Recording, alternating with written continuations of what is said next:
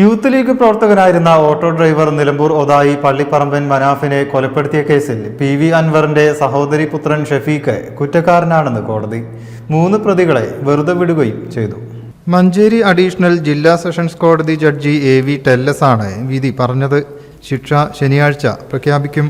1995 April 13-നാണ് PV അൻവറിന്റെ വീടിന് വിളിപ്പാടകലെ ഒതായി അങ്ങാടിയിൽ നടുറോഡിൽ മനാഫ് ദാരുണമായി കൊല്ലപ്പെടുന്നത്.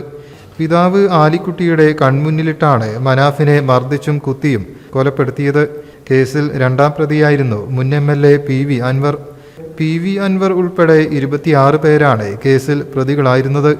പ്രധാന സാക്ഷി കൂറുമാറിയതോടെ 4ാം പ്രതിയായ PV അൻവർ അടക്കം 21 പ്രതികളെ കോടതി നേരത്തെ വെറുതെ വിട്ടിരുന്നു. മനാഫിന്റെ നീതിക്കായി കുടുംബത്തിന്റെ 3 പതിറ്റാണ്ട് നീണ്ട നിയമ പോരാട്ടമാണ് ഒടുവിൽ വിജയം കണ്ടത്.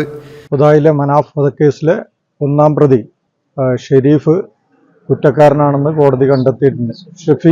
ഷഫീഖ് കുറ്റക്കാരനാണെന്ന് കണ്ടെത്തിയിട്ടുണ്ട്.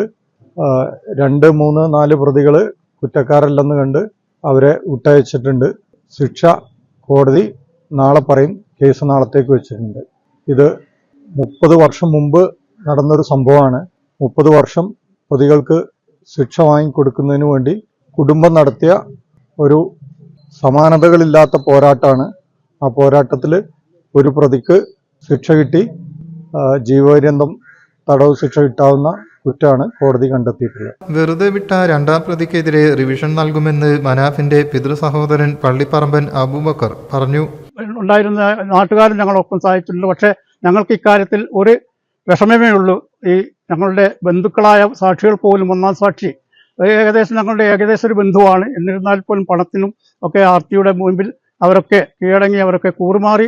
എന്നിരുന്നാലും അത്തരം ഒരു ഈ കേസ് വിജയിപ്പിച്ചെടുക്കുന്നതിൽ നമ്മുടെ വക്കീൽമാർ കാണിച്ച ആ ത്യാഗത്തിനും മനസ്സിനും ഞങ്ങൾ ഒരിക്കൽ കൂടി നന്ദി ആവർത്തിക്കുന്നു. News bureau, Malappuram.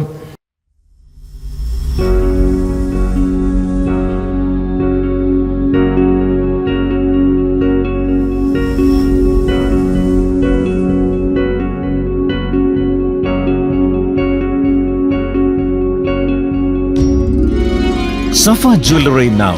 Safa Golden Diamonds. Different by design.